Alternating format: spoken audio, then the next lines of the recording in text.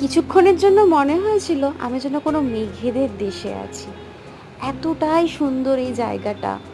মনে হচ্ছিল এখানে সারা জীবন যদি থাকতে পারতাম।